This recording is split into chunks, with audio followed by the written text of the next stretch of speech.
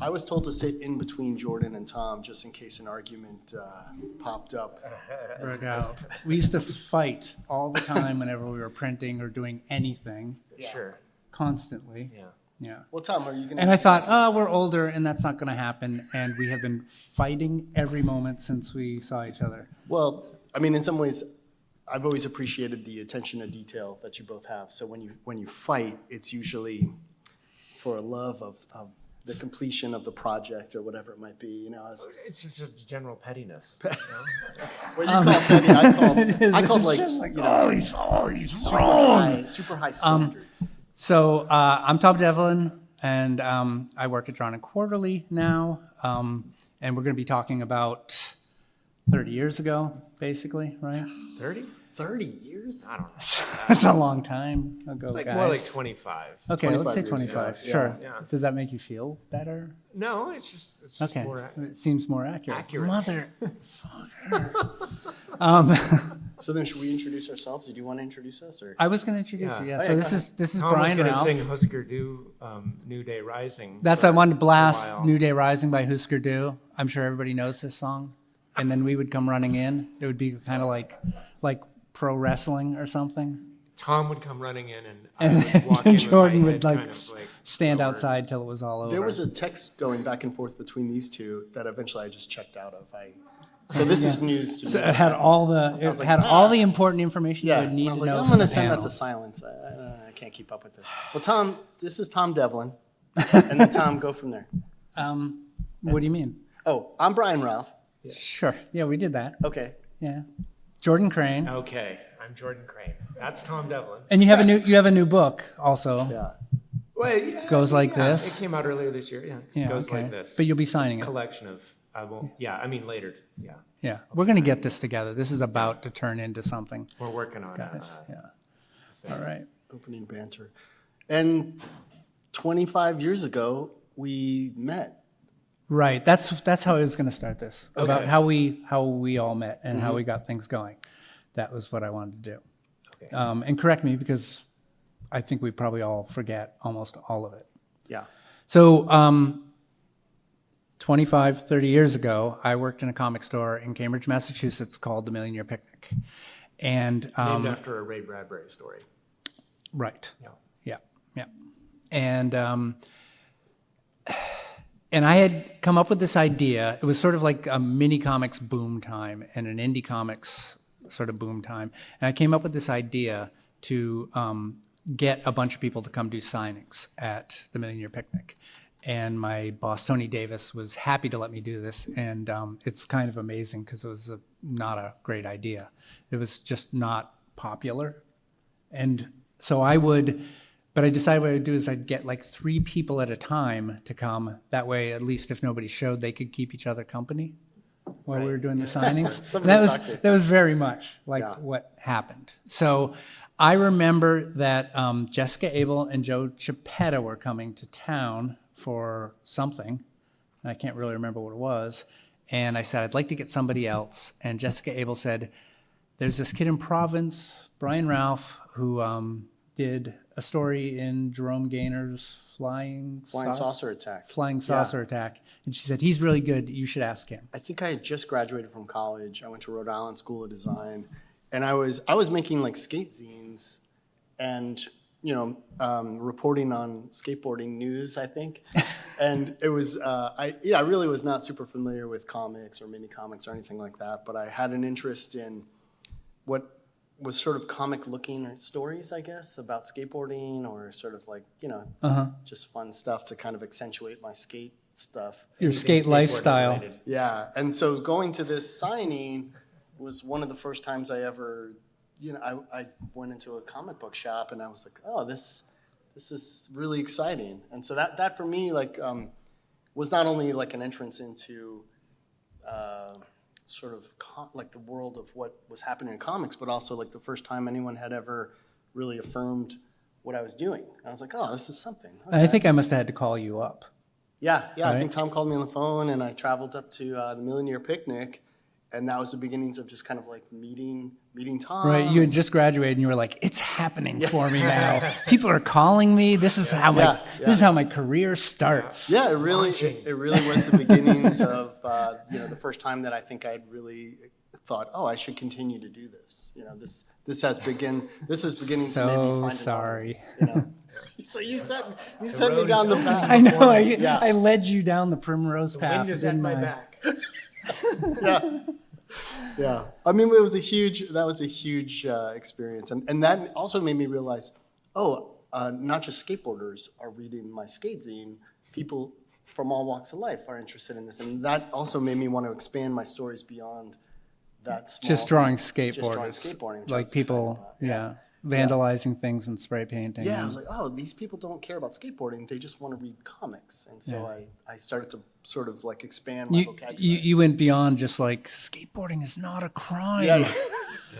Yeah. So, and I mean, as some people will know, Brian was living in a loft in Providence, nicknamed Fort Thunder, and Is it just named Fort Thunder? I think just named. I don't know. I don't know if it was a nickname. Oh my God, I don't know. I guess it wasn't on the Thunder. lease. Yeah, That's so what make me think is like A warehouse. the filled, undersigned will live in Fort Thunder. But it was filled with like some of the most productive, weirdos, but very highly productive people, highly productive weirdos, making prints and repairing bicycles and making art and making weird installations and things like that. And it was just, this all started to happen at the same moment where I was moving into I had graduated from college, I moved into this place, I get a call from Tom, and like you said, I think I started to see the possibilities of what I wanted to do or how I wanted to try to make an impact maybe on this comics world. I feel like that was in the spring, right? Spring Only because I of think 99, you arrived in the maybe fall. 96, 97.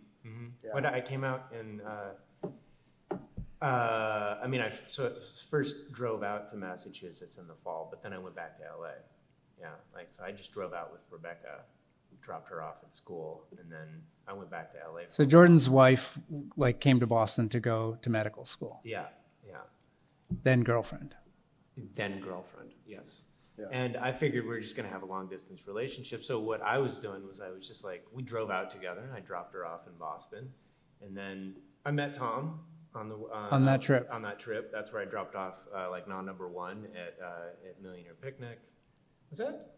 No. Yeah. That was where I dropped off non number one. It has to be. I can't say for sure how we met. And then that somehow had to be. you got my number, or maybe you emailed me. I don't know. I had my email address in there, whatever. I'm not sure. Tom got a hold of me and was like, "Oh, we want to order some more comics." And like Brian, I was like, "It's really happening." Yeah. This, I'm getting some interest. But in some ways, that's all it took. I sold the 3 copies that you gave me. Hey, it's 3 people that wanted On to read consignment. This thing I made. No, I'm sure I bought them. Yeah. So at that point I was working on number 2, and I got that one printed out, and Tom ordered, 10 of those or something, and then I, kind of threw in the towel about the long distance relationship and actually just went out to Boston because that was an insane idea. The long distance, it was so much better to just go out to Boston. And so that was great. So then I was in Boston at that point. Yeah. So I do actually have slides. I'm sorry. So we're just sitting on Brian's Mini Comic Maniac, which I totally forgot why. And when these why this exists, but I think that's because Brian I think would that's go into a stapling fugue. That's a just classically like, I'm a robot. it's a classically hilarious Brian Ralph. I think I was coming to this. I was coming to Small Press Expo, and I think I was like, they'll love this one. Yeah, that's it. And that's called pandering. Yeah, I think this is me pandering to the audience here at Small Okay, Press Expo. so this is me and Jordan, 30 years ago it's over there too. In my apartment at the time. Right. And Jordan has a copy of Cooper Highwater. Skiber No, Cooper Skiber. number 1, Okay. which was you're not in it, are you in? I don't think so. No, not in the first one. But. Really? So what's Cooper Skiber? This is a mini. So this was a mini comic. It's actually how I ended up becoming a publisher. So I made this mini comic. I was going to Angoulême, And so I had this notion that comics were tremendously popular in France, unlike the United States. And so I was like, well, this is what I'm going to do is I'm going to get all my friends. By now, I had met mini comics people like Greg Cook and Ron Rigi. And so I asked people to contribute, and then I had a friend translate all the comics into French. And so then I was going to go to Angoulême and hand it out to everybody. And I was so certain that all the cartoonists were going to get immediately signed by these French publishers. Wait, it was translated into French. It was translated into French. My roommate's girlfriend knew like 7 languages. And so I said, hey, will you translate these comics into French for me? And she said, absolutely. Wow. She knew 7 languages, but not French. Did not. So she totally like faked it. And this wouldn't be, there's no Google Translate at the time. Oh, wow. So it's not great. That's amazing. It's not particularly When did you good find that French. out? in Like France? afterwards, and I was like, too late now. Oh, fine. Because, you know, you're making the thing to go to a thing. Right. I wish, and I actually don't have the cover, but, and I don't think I put the photo in there, but for Halloween, I had made a paper mache version of myself. And Yeah. that was like, my costume was just, you know, Yeah. a cartoon version of myself. So the cover of that zine is a photograph of that outfit. But I had to go to get a passport photo to get this photo done. Of yourself. Because again, it wasn't like we didn't just have our phones, and you know. Yeah. So I went to this place in Harvard Square and sat for a passport photo in my costume.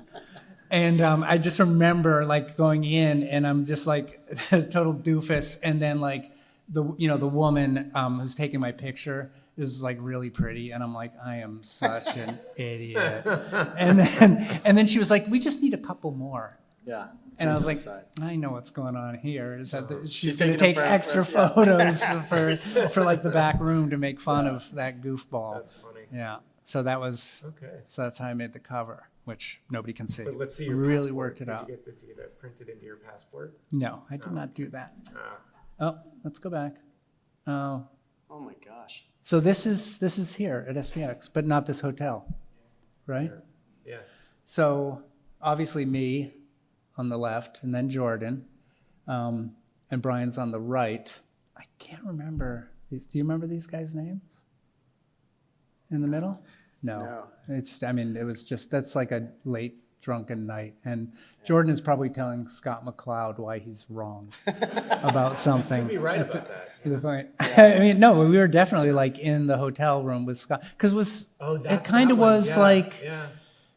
like back then, That's where there he was was- Marvel in DC and pretty much everybody else, right? Like there weren't that many. Yeah. So you were just all I in think indie. that conversation was where Scott McCloud was talking about how like ads were going to take over the internet. Like it was going to be like a ton of ads and people would make money through advertising. And I was explaining to him why he was wrong. Interesting. You were like, no, it's going to be the can't best happen. The internet's content. different This is than what we've that. been That's not waiting how it's gonna for. work, Yeah, everybody's great ideas are going to be really, showcased. yeah. Yeah, you showed him. Oh man. What? What do you, I like this outfit. I don't remember. I wish I had that Camaro T-shirt. Yeah, I wish I had that Camaro That is shirt. so. I still have that Carhartt jacket. That's- Well-made Carhartt hoodies. That's at San Diego, and there'd always be a beach party, right? So that's like one of the beach parties because you guys are both barefoot, but you can't see it in the sand. I know. 90s. Yeah. Well, I'm trying. Well, there's not much for us to I talk was about. gonna with tell that. you Oh about- my God! Jesus. Slow the clicker down. so does this get into some events that you began to, or what? Where did this We all will start? get into some Okay, all right. specifics, right? So this is like when I created the business cards, and so Fort Thunder, they had just like a whole silk screening set up, and they were silk screening all the covers to their mini comics, and they were just cranking out. Eventually, Brian said, "Oh, I have some roommates who make comics as well." There were 6 people living there who made comics at one point, right? And he says, "There's this guy Matt Brinkman who does pretty neat comics," and then Brian like kept bringing me comics, and I'm like, From holy, new this, people. like, this guy's Well, better than the last one. What is happening? Like, I think I was maybe the most outgoing or the most, Right. I don't know, what do you call it nowadays? Ambitious? Front-facing. Remember? Agreeable. Agreeable and maybe a little more willing or a little more trusting of like the outside world of people. Sure. And Right. like there were all these reclusive, amazing cartoonists that I lived Yeah, with, and so I was maybe coaxing them out of holes and saying, "Oh yeah, look at this guy." You know?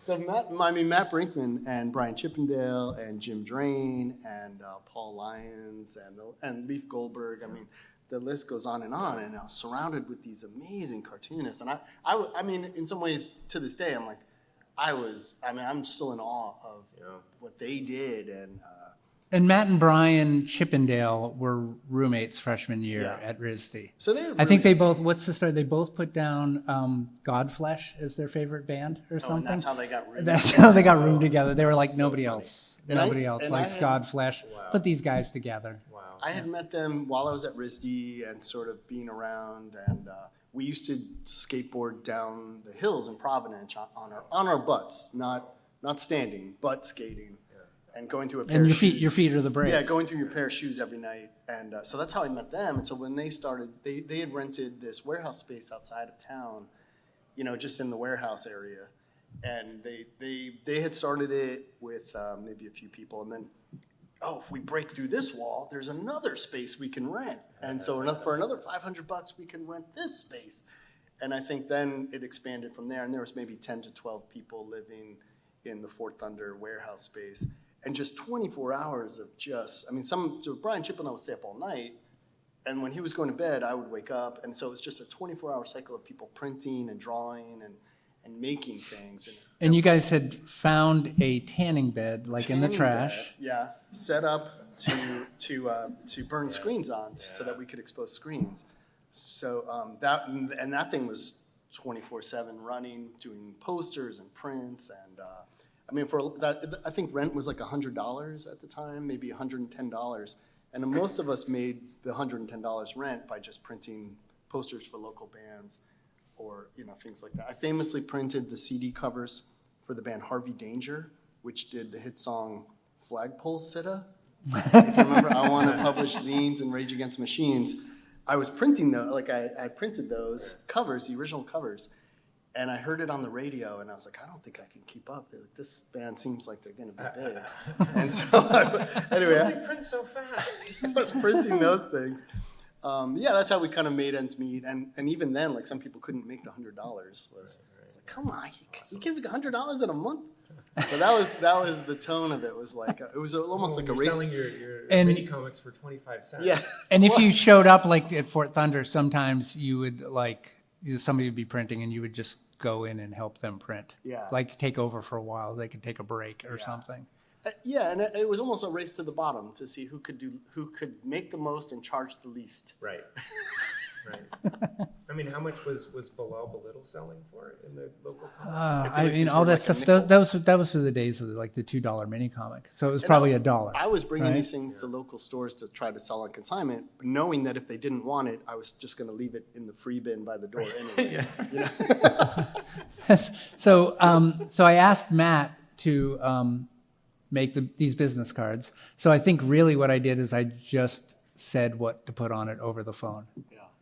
Because there's no way Matt came up with purveyor. That's a dumb thing that I said to him. I can I want totally to see. be fancy. Yeah, I think that's Matt so had goofy. In a funny he had like way. little stamps, like every letter he had to stamp onto like that's how he made the original. Was probably through like a little. Yeah, but he also had he had a bunch of photocopies of lettering that he got from those numbers like are the like- RISD archives or something. He just some sort of photocopied a little bunch. stamps or something like that. Oh yeah, so that's me. Those numbers Oh, this are is a turtle costume. Chippendale. The turtle costume. I totally forgot this costume existed, and this is the Fort Thunder party, right? No, that's my house. Because look, Really? you can tell from the woodwork there that this is Yeah, that's Oh my yeah. a house in Boston. Okay. we Let's strung move up from all that. that. That's dumb then. So I actually did. This is sort of chronological in a way, and I wanted to get here, and I know we're totally going to run out of time, but so I had this idea Funny tricks. to do. I had this idea to get cartoonists to perform. Like nobody did readings or anything. When a cartoonist did a signing, they would just sit there with their stack of comics waiting for people to come in. Nobody did slideshows or anything like that. All cartoons were fully against it because they were all introverts. Yeah, everybody's introvert. Everybody's very polite. But I had this idea of many millions, like really dopey ideas that I was trying to force people to do. But I had this idea, well, we will do a big event and people will perform and do other things. And it wouldn't necessarily even be slideshows of their comics. They would do other things. Like you did a play. Oh, man. It's not really a play. I did a puppet show. There's a few people did puppet shows. And I think that was kind of it. I was like, well, let's start with puppet shows. Yeah. And the Fort did like the rap attack. Oh! We had a puppet rap group called Whack Attack. Whack Attack, that was it. And who was in it? It was you and Matt. Matt Brinkman had it all started because Matt Brinkman found an E.T. marionette. And I think we all sort of expanded past that and we just kind of wrote raps and performed as Whack Attack. Yeah. Yeah, amazing. And I have not seen this poster since I made it, or since I drew that character or whatever I did. Yeah, this was, and this is from Brooks, our friend Brooke Corey, who there will be a picture of her. Okay. So eventually we set up a silkscreen studio in my friend Brooks' loft in Boston. Yeah. And that's where like Jordan and I would print stuff with other people. Right. Cool. So we were like, oh, we can do this. And I think, did you help us set it up? Did you teach us? I don't with the screen printing setup? Or did we just kind of, I think I haven't been to we get it. enough. Yeah. Like, I mean, Brian taught me how to like print on paper, basically. Right. And then that was the first, like. And then Jordan being the meticulous, I think you expanded and made it 1,000 times better. I don't know about that, but like. Wow. Anyway, that was the beginning of it. It's pretty funny because I look at how sloppy so many of these posters are. But we also, it was like, it doesn't matter if it's registered. We don't care. We were like really trying to bang these out. Yeah. It turns out registration is really easy and not that big a deal. Sure. Like easy to do. Yeah. I mean, we were doing it, but we also didn't care if it was misregistered. Yeah.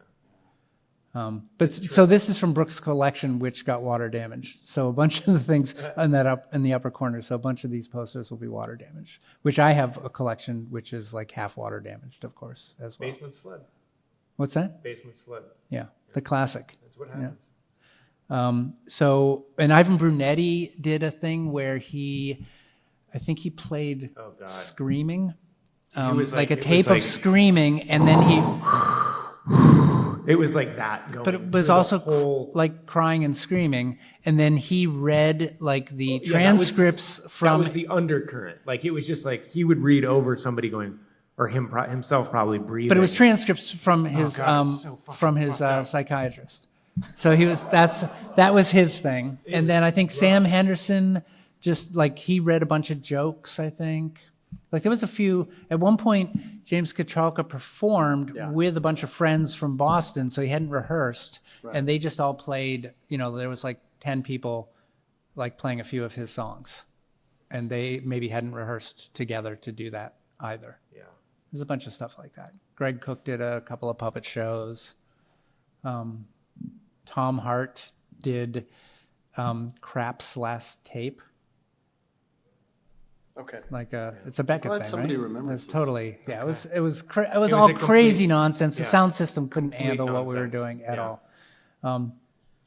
So this is the second one. So we did 2 of these. Oh, yeah. Remember? And I think like I had to go to the. I think this I had is to the go to one the I fire was at. station to get Yeah. like a temporary, like liquor license to do this thing.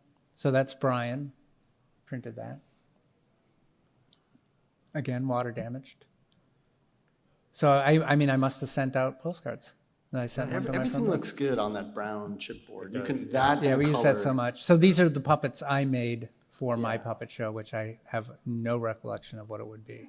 But so I made these puppets, and I think for the first show, and for the second show, I asked Ooh, Brian Chippendale Nice. to that make Captain Crunch one. to make puppets for tickets. So these were tickets for Because he was already doing the thing where he was printing body parts and collaging them, right? Yeah, he would, yeah, I mean, he was he piecing was- them together, but he would also just sell the prints of all the pieces. I have the one on the left, and I don't in my collection, but I don't have the Captain Crunch, which seems insane to me. I love Captain Crunch. Yeah, I love them. Well, Not the to say, I mean, cereal guys. I just love the character. these were, just getting into comics is such a solitary experience, and to make friends and see performances and see like all the weirdness that this turned into was like really exciting.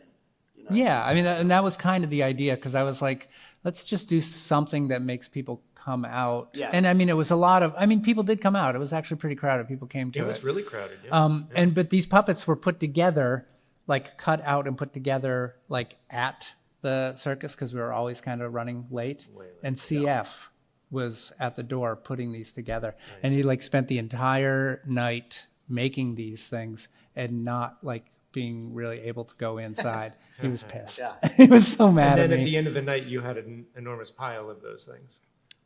Yeah, but there was people getting their ticket. Yeah, there was probably some just tossed on the floor and stuff. It's totally unmanageable. I mean, it's like this big, right? So Yeah. you're not. You can't put it in your flat file can't put it in because it's going to ruin everything. With the brads on the back. Yeah. Yeah. And CF worked at the Million Year Picnic, along with me, and Leela Corman worked there. I'm trying to think. I mean, I guess that's it for cartoonists, right? Oh man, this is when you could see the chops. The chops start to progress. And also the H.P. Lovecraft Living in Providence influence as well. Yeah, I remember this was one where Tom was like, "Are you going Mignola on this?" Not a scene, it's not a scene in Cave-In. You'll notice. Like that's like false advertising there. Yeah. No, this does not actually. Oh, this is actually too right. Like I told you to put that Mike Mignola quote on there, because we got a and that was totally That like ties it not Fort Thunder. That was totally like one of those selling out kind of things. Yeah. Yeah. That you could those guys were not into at all. But you were like, that's fine. Cool poster. I haven't seen that one since I did it. That's really. And pleased with that you one. were working on that book. I think I initially So- wanted to do a collection of your mini comics. Right. And you were like, that is a terrible way to introduce myself. I will do a new graphic novel. Right. Well, I had been working on this book. I mean, I was just doing mini comics, and also I was friendly with Shepard Fairey, or I had interned with Shepard Fairey when Shepard was in Providence, and so you would see him at the Kinko's every night from like 11 to 4 in the morning, because it was open 24 hours a day. And so you would bump into Shepard Fairey, and he had so many schemes about how to get free copies. Yeah. And so there Which was entirely, super easy. So you'd go to the self-service section. Oh my God. And he was like, put a paper clip in like this, Oh, and you can Jesus. bypass That's the payment. complicated. Why? I mean, the thing is, I thought you would just steal a copy key. Well, yeah, or you could just print out as many copies as possible, And then you keep the copy key to saunter be out. like, this is how Well, many copies I'm ahead. Now listen, I'm not pleased with this behavior, but you would pay for 10. Let's not damage. Let's not take any money from Kinko's. Now that I'm a parent, want I would never tell my bad kids. to happen to them. Like you would pay for 10 copies, and little did they know your satchel was filled with thousands. 10,000 copies. So Yeah. once I didn't have to worry about how to make comics, like I could as long as I had the time to stand there, I could make thousands of copies of anything I wanted. So good. Thank you to the paperclip, and so I'd watch Shepard. I would watch Shepard make stuff, and I was like, oh man, there's like no limitations at this point. So I was going to make Cave-In as a mini comic, and I had, I was like, well, as long as I can, as long as I had no plans to ever, that this would be published. That was so foreign to me to ever have like a published book. But it was around about the time where Tom was excited about the mini comics, and then he wanted to move into publishing. And I had a comic that was too thick for me to staple through. Right. And I was like, well, what about this? Or like, it just kind of happened very naturally that this book came around. And this was maybe 1998, somewhere in there. Yeah. I think that's right. So I never remember the dates exactly. Tom wanted to publish. Right. I had a cumbersome book, and this is where we kind of like. Right. officially- And Jordan actually knew how to do things on the computer. Okay, yeah. That was it. Like you actually knew how to scan the artwork and Right. put a book together. Right. Yeah. Yeah. So that was kind of otherwise like it couldn't So happen. I went with what I thought was a finished book to Cambridge to say, okay, Tom, I'm going to deliver the originals. And I was maybe halfway done with the book, I think. And so I was sleeping on Tom's porch, and I would get up and Tom, I think Tom would go. He has his screened-in porch. It's not Yeah, so I was screened in porch. I was sleeping on this couch, and I couldn't leave until I finished the book. So You were there for like 2 weeks. I don't remember if I would. Yeah, it was like 2 weeks of sleeping at Tom's house and just again. And I thought I had the book finished, but they were like, no, you need this, and this, and this. Right. So I don't remember what the time You would go to Jordan's house during the I would go day to Jordan's while house I during went the to day. work. And Jordan knew how to scan things and use the computer. And then I would go back to Tom's house and draw more. And then I would go back to Jordan's in the morning. And it was like it was a wonderful experience, but also I was like, I can't go home. I can't go home until this is done. Like I'm stuck. Yeah, I'm stuck. and I totally made you stay and finish the book. Yeah. And thankfully, Which as also you guys- Matt did the same thing. yeah. Like Matt came and stayed at my house for a few days. It was just a few days, Just I to think, get Territoid Heights to done. finish Territoid But Heights. as you guys know, when you're working on a project like that, you think it's done, you hope it's done, it's not done. There's always these loose ends that need to be done. Now letter the indicia. Yeah, the indicia, yeah. And And you were basically like just telling, now do this. Yeah. And there's like one sequence where you just drew the mole man yeah. and like kind of an empty background, and then we made you draw bats, right? Yeah, Remember yeah, you yeah. kept I drawing think we pieced bats, and together then bats, Jordan yeah. was placing them in Yeah. Photoshop. We're like, do Oh, more can bats. I reveal, Jordan? Oh yeah, that was Levy, because I was like, one of the things I refused to do was like have any typeset lettering in the book. I'm Yeah. like, nope, we're not doing any typeset lettering. There is a have to drawing write in it all. there. I couldn't draw the rat, and Jordan knew how to draw the rat with its mouth open. At the end of the book, there was like a Okay. rat, and he's about to bite something. Okay. And Jordan showed me how to draw it, and then I drew it. Oh no shit. But I was like, it was just like a shoestring, like trying to hold this thing together. I was like, I don't know how to draw that. And Yeah, well, anyway, we can't finish the book.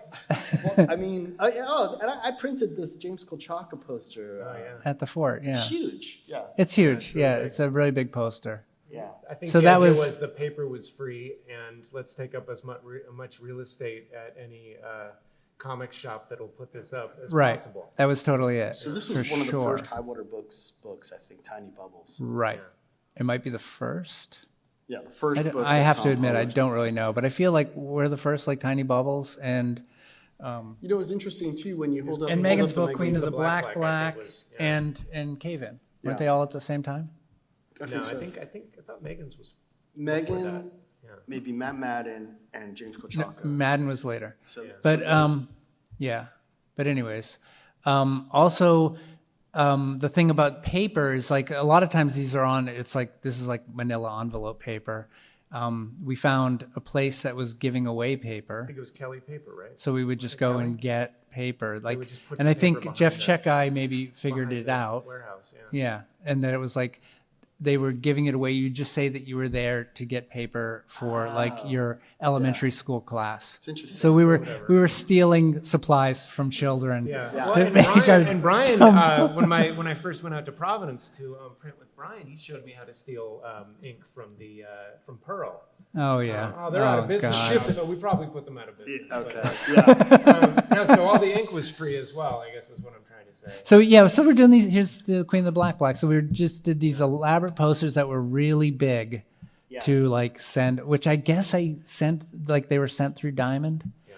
You know, like so people were getting these, and we also would bring them to the shows and give them away or sell them Bankrupted at a them, certain really. point. This is. I'm over there in the corner. Are you sitting down? Is that you? Yeah. So that's, and then Dave Cho and Ron Rigi and me. And so you can see like there's the non, like Dave's head is in front of non. That was an advertisement for some sort of non-stop airline flight, I think. But then Dave Cho like took one out of a bus stop, you know. Thing. And then he spray painted on And it, then he Jordan wrote, Cranes. Can't Yeah. stop Jordan Crane's non. And then you can see Highwater on the other side, which is, those are egg cartons. Yeah. So we just, Pretty good. and a thing we did is because everybody had like really elaborate like booth setups.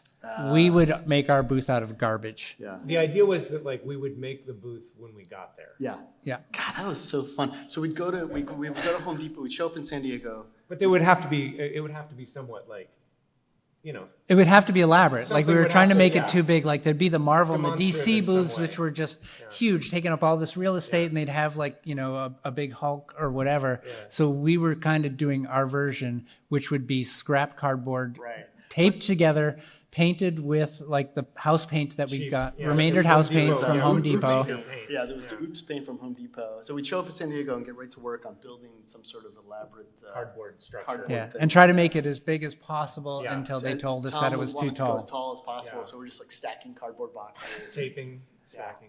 Yeah. There's Ron at I think he's like 11 in that picture. That's San Diego, you can tell from the columns. back That was the Rocket Boy that I had I finally found a good figurine of Rocket Boy and was like, holy shit, I'm buying this. It's Astro Boy. Yeah, Yeah, it's good. incredible. See, it's 30 years ago. You can't even remember. So this would be like a silk screened Highwater Books catalog that we did, and I don't have one, and I'm not certain if we ever made the insides for it. I honestly really don't remember that. I have just like terrible a blank sheet of archives, paper. and going through this, I'm just like, oh, this is so stupid. That we made so much stuff, Yeah. and we did not keep much. So one of the ideas we had was the Highwater Books bag that we would like. If you bought some things, you'd get this silk screen bag. Yeah, if you bought all 3 books, you'd get Yeah, that. yeah. So we did a series of these. So this is a Ron Rigi one. Greg Cook one there. Mark Bell. And then the classic Brian Ralph. Really summing up the Highwater ethos. Yeah. Apologies. Yeah, I was 20. I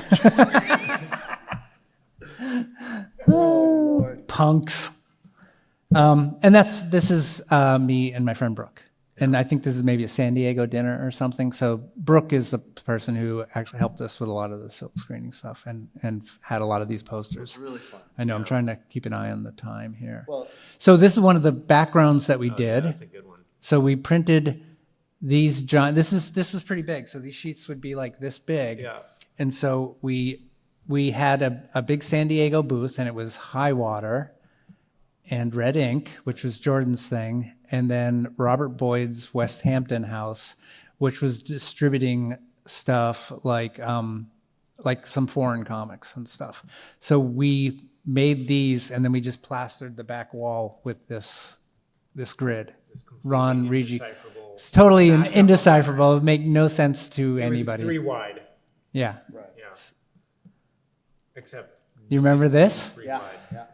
So this is also another thing that never existed.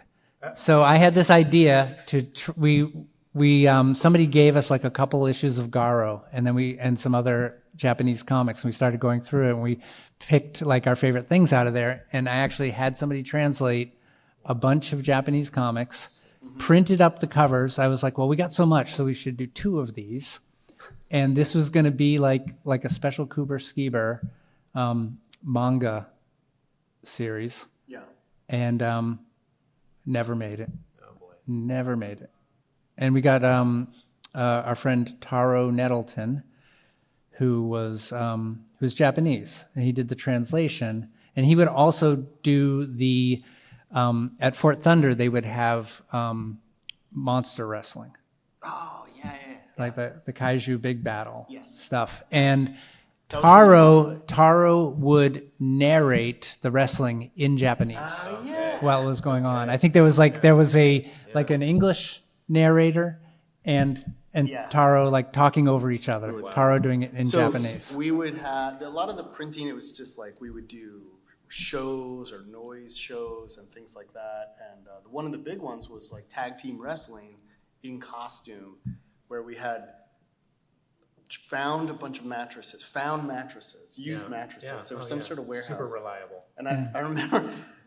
Now I'm like, what were we? I slept on those a couple of times. So we built this giant mattress mat, like, I don't know, 3-4 wide, and then we found You brought fencing. chain link fencing chain link in. fence in to build a cage around it. You can find it on YouTube, My students find it, or I don't know, you know, and they always show it to me. Is this you? And I'm like, oh yeah, I'm in that pink rabbit costume.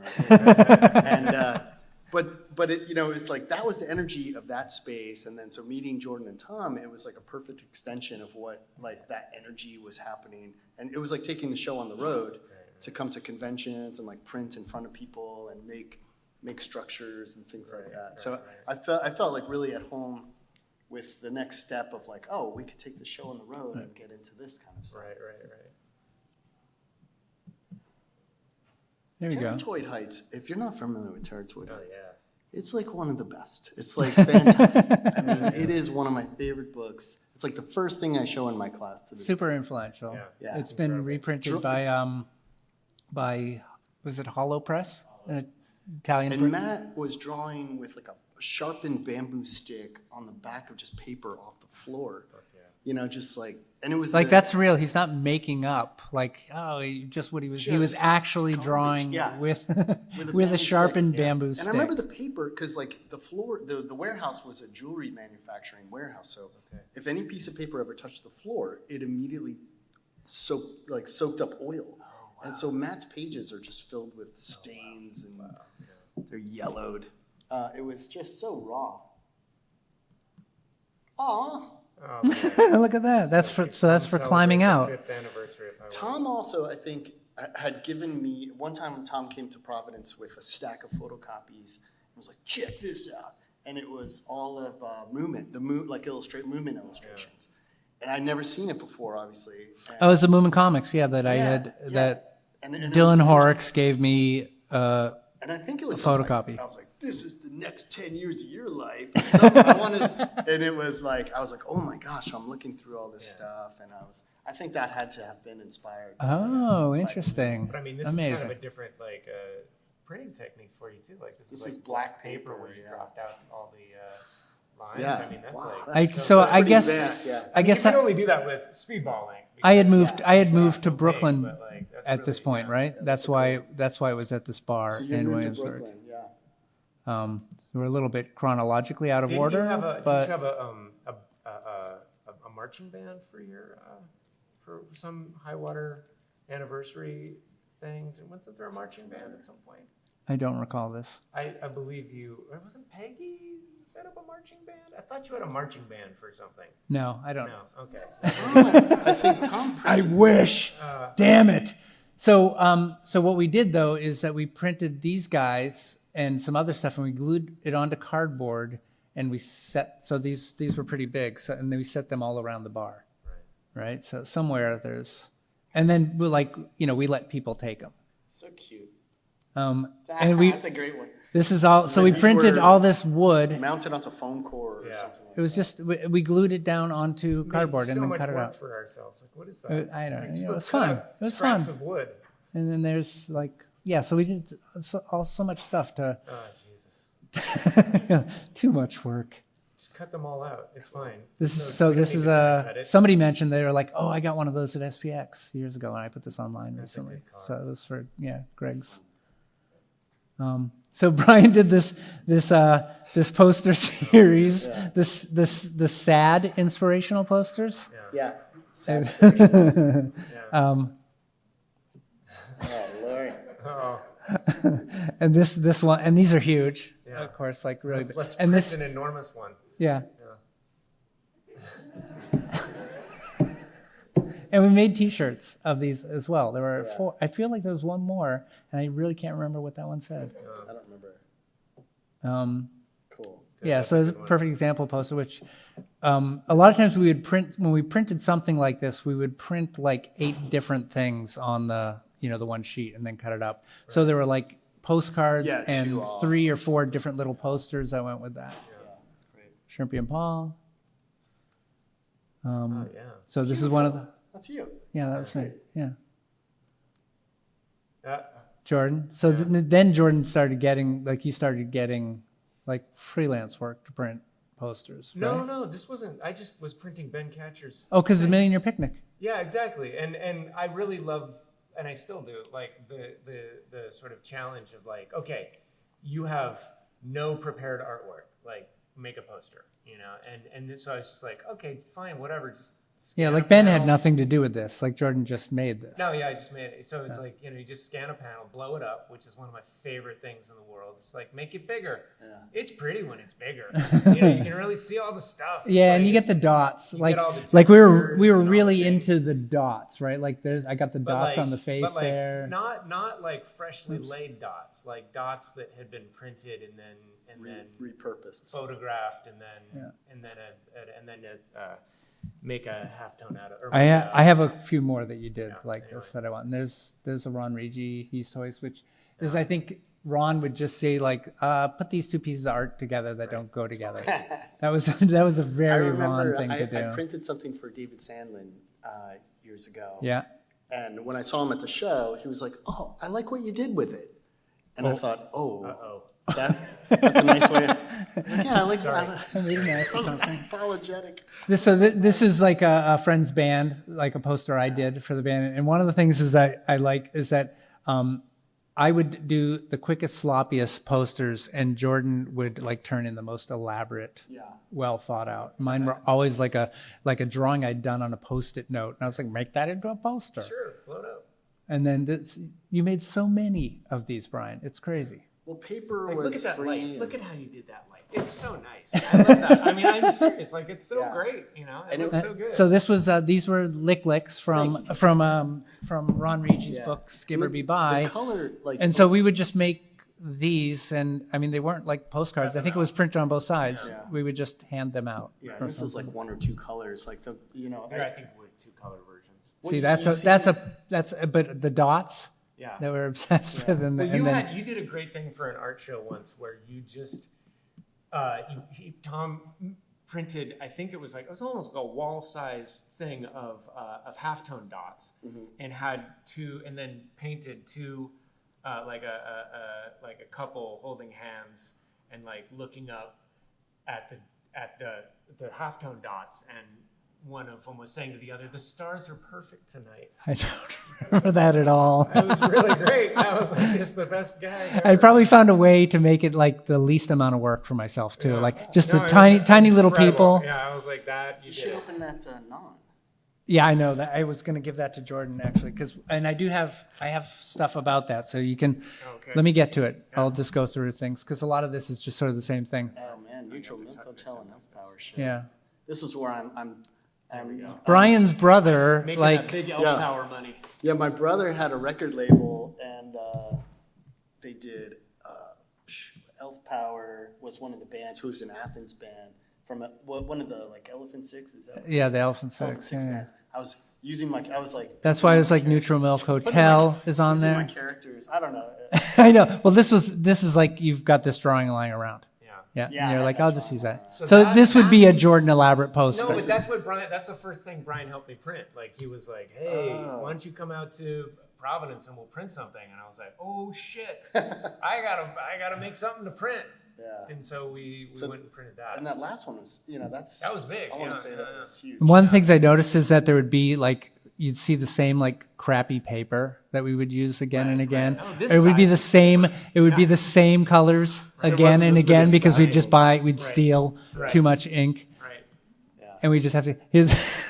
I love this so much. Difficult to put down. This is a joke about that non was so thick it would be difficult to steal. Right.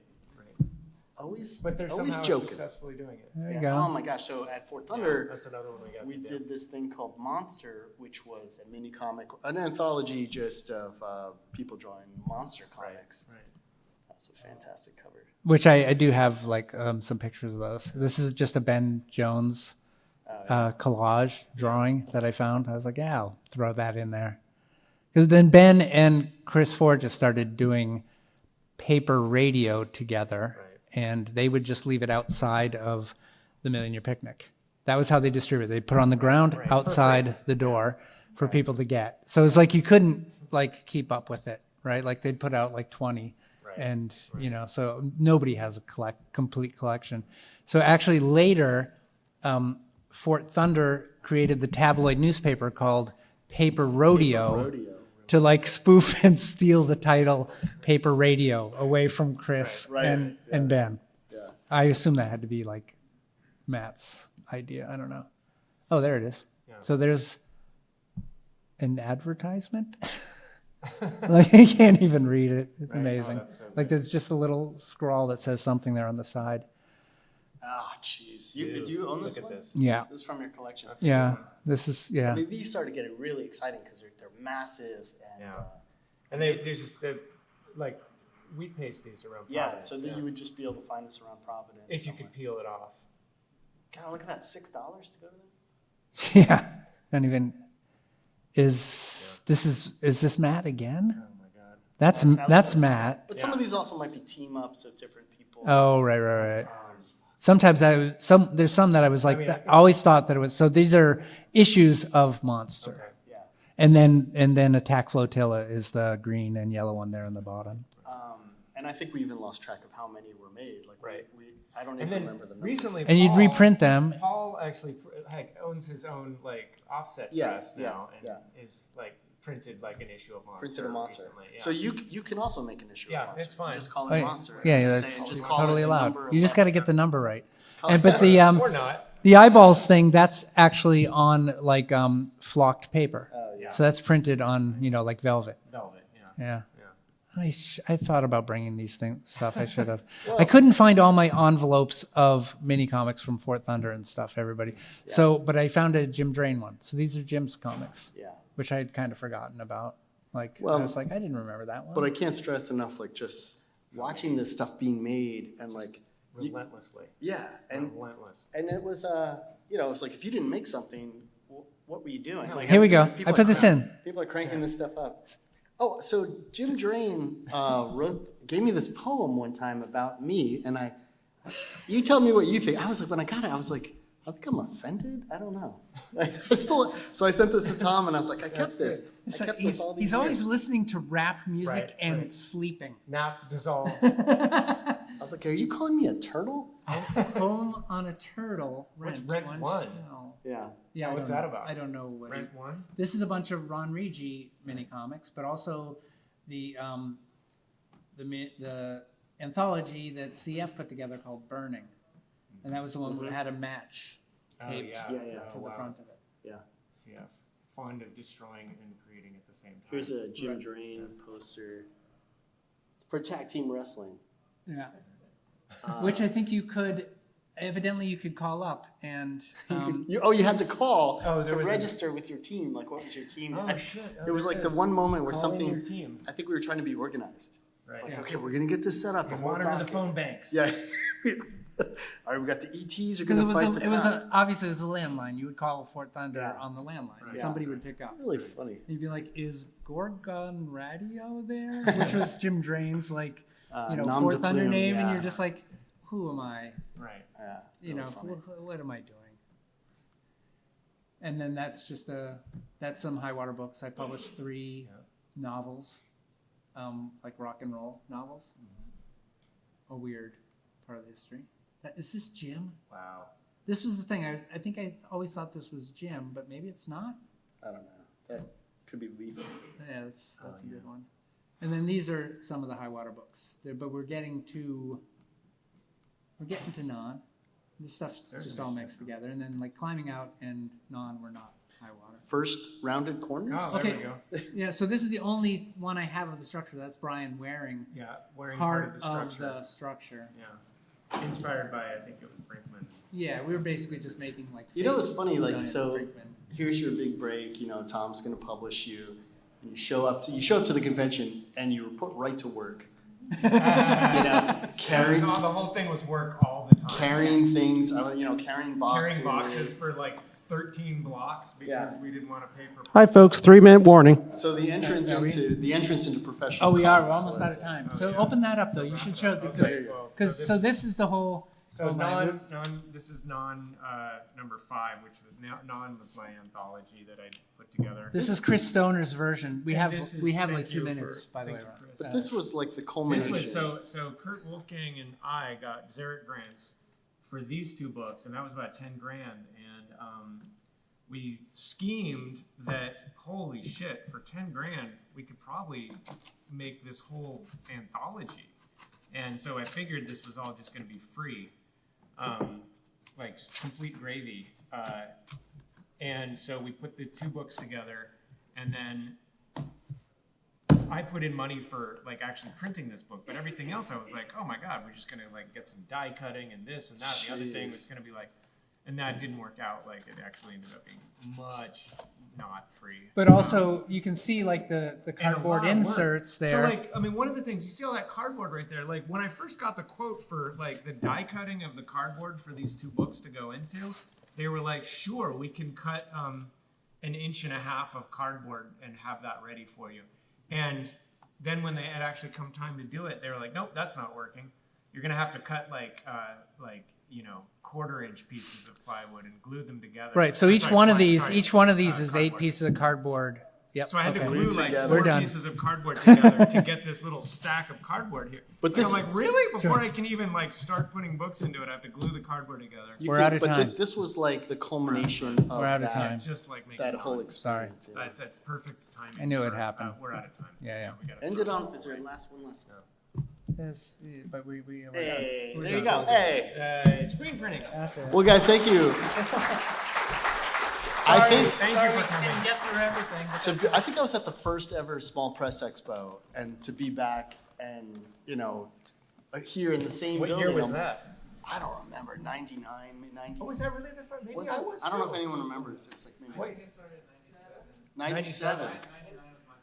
Okay. Yeah, so I think I was at the first one. I don't know if I was at the first one. Then I don't definitely. Maybe 98 though. Well, Sorry, anyway, did not we'll- keep an eye on we'll time. be- I actually, like, we'll be happy just to come talk up to to you us guys. and Yeah, sorry yeah. for answer. We're very approachable. So, thanks, guys, for coming.